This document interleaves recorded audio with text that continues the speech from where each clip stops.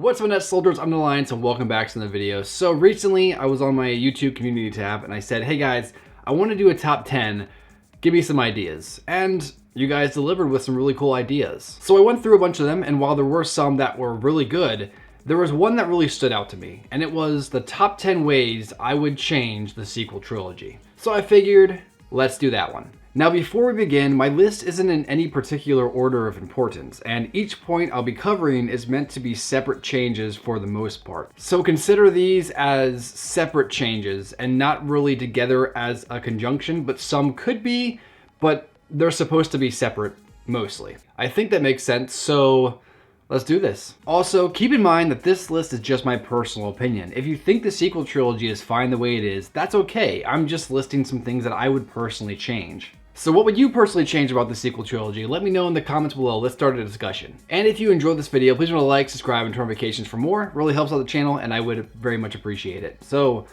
with that said, let's begin. So starting off at number 10, we have a plan. So this one is possibly the most annoying part about the sequel trilogy. Disney jumped into the trilogy without actually forming a plan for the 3 movies. They hired J.J. Abrams to make part 1 of this trilogy and just assumed the next guy would be able to make part 2.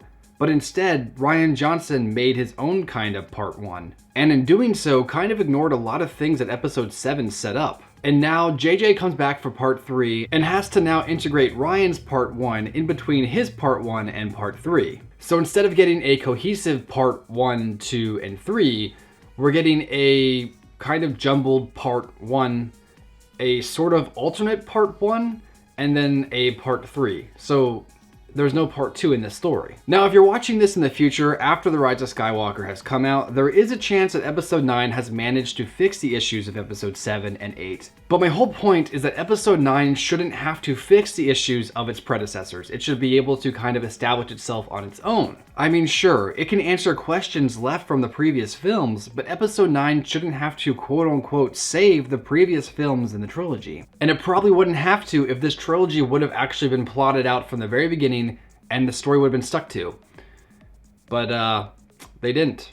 So this is all my opinion, but that's how I feel. So for my number 9 change, introduce a new threat. I covered this in a recent video of mine, so I'll leave a link to that in the comments below if you want to check out my full explanation on it. But the basis for my argument is that there are 7 types of conflict in literature, and while they are usually contributed towards one person, you could expand it out to be pretty much compared to anything. And since the Star Wars films tend to have galaxy-wide conflict, we could contribute said conflict towards the Star Wars galaxy as a whole. So for instance, in the prequel trilogy, half the galaxy was fighting the other half, so we could consider it half the galaxy versus half the galaxy. In the originals, the Empire controls the galaxy, so the rebellion is formed within it, so it could be considered the galaxy versus itself. So naturally, the next form of conflict should escalate the scale of danger and mystery. This next conflict should be the Star Wars galaxy versus another galaxy, or a hidden unknown threat. Now, like I said in that previous video, it doesn't have to be like full out Yu Sang Vong type of territory,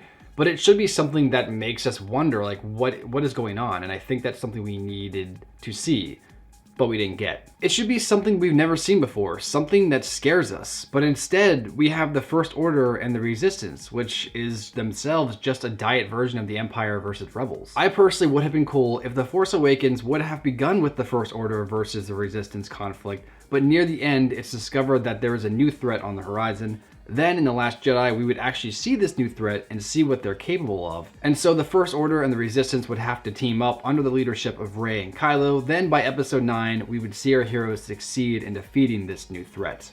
Now I think that we're going to get kind of like a version of this in episode 9, but episode 7 should have been the setup to the whole situation. Episode 8, we should have actually saw them, and then episode 9 should have been the true conflict going on between this unknown faction and the galaxy itself. So just a missed opportunity there, but like I said with all these, just my opinion. At number 8, use Luke correctly.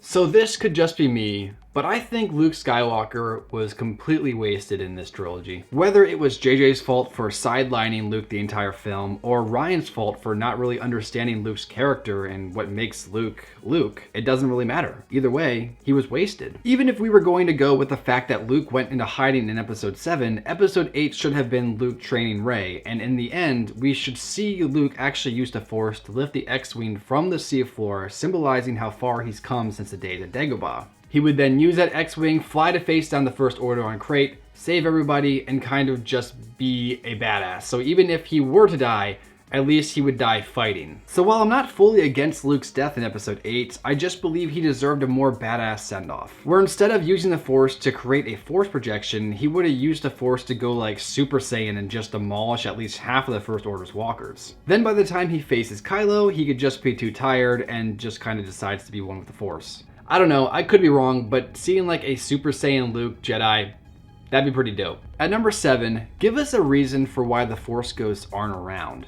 So this is a smaller one, but I'd like an actual reason for why the Force Ghosts aren't just hanging out. In The Last Jedi, we were told that Luke disconnected himself from the Force, but that doesn't mean the Force Ghosts aren't still out there. I think we're supposed to assume that Snoke was blocking them from showing up, but it isn't even stated. So a quick little line given by Snoke saying that maybe he used his dark side abilities to block out the light, that would maybe clear things up. But instead, we're left asking questions like, where is Ghost Anakin to stop his grandson? Like, come on. At number 6, no Death Star 3.0. So Starkiller Base is a really cool and intimidating idea, but it should be saved for episode 9. It's no surprise to Star Wars fans that episode 7 feels just a little too similar to A New Hope, and I think that the Death Star 3.0 scene proves that fact. And while that's one of the main issues, another point from a story element, where do you go from there? You know, that is like the super powerful Death Star that we could never even imagine having. You know, that thing can blow up major planets at a time. It can actually swallow the energy of a sun. So where do you go from there? That's definitely something that probably should have been saved for episode 9, because if episode 9 introduces a new, massive, super powerful weapon, it's gonna have to outdo that. And it makes you wonder, where could they go from there? At number 5, show the new Jedi Order. I would have personally liked to have seen Luke's new Jedi Order. You know, they're kind of like a hybrid of the previous Jedi that we've seen, but they're allowed to be like romantic. They're allowed to love. They're allowed to actually understand their emotions instead of just push them aside. So it would have been cool to kind of explore this new Jedi Order and kind of see the way that they run things. But we don't get that. I personally probably would have focused this new trilogy around Luke's students and how they deal with this new threat from another galaxy. But at this point in time in the new saga, we have no idea about Luke's Jedi Order. I mean, I'm sure the novels kind of covered it, but I wanted to kind of see the difference between Luke's new order and the order we saw in the prequels, and we didn't get it. And I just think that's unfortunate. At number 4, add actual weight to the trilogy. So what I mean by weight is that you don't actually feel the gravity of this trilogy compared to the prequels and the originals. Perhaps it's because the original 6 films had actual world-building elements to them, so the events of those films had more weight to them. However, the sequel trilogy just feels like a story based more around what's happening to its central characters and not the entire galaxy as a whole, which in turn makes the galaxy feel less lived in and fake. So that's not really good. At number 3, don't waste Phasma. So this one's pretty self-explanatory. Captain Phasma is herself the Darth Maul of the sequel trilogy, and Darth Maul was himself the Boba Fett of the prequel trilogy. I don't know what it is. Why is there always like the badass character, the one who looks so cool, just doesn't really do anything?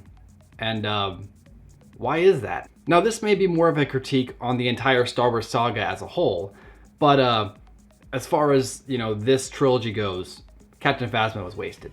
At number 2, allow women to actually be people.